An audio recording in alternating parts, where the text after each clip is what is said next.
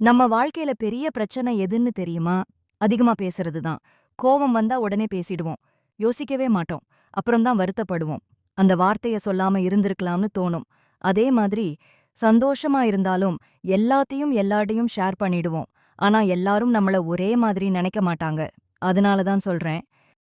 எல்லா நேரத்திலயும் நம்ம பேசணும்னு அவசியமே இல்ல. சில நேரம் அமைதியா இருந்தா தான் சேஃபு. யாராவது உன்ன புரிஞ்சுக்கலன்னு தெரிஞ்சா, அவங்களுக்கு எக்ஸ்ப்ளைன் பண்ணிட்டு இருக்காதீங்க. அதுல அர்த்தமே இல்ல. மௌனமா இருந்தாலே போதும். எஸ்பெஷலி கோபத்துல பேசுற வார்த்தை, அது ஒருத்தரோட மனச காயப்படுத்திடும். அப்புறம் சரி பண்ணவே முடியாது. அதனால ஒரு ஈஸி ஹேபிட் டெவலப் பண்ணுங்க.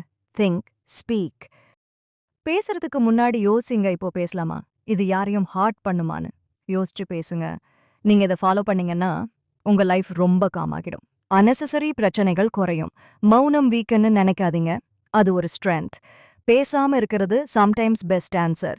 ஒரு வார்த்தை ரிலேஷன்ஷிப் பில்ட் பண்ணும். அதே ஒரு வார்த்தை ரிலேஷன்ஷிப் பிரேக் பண்ணும்.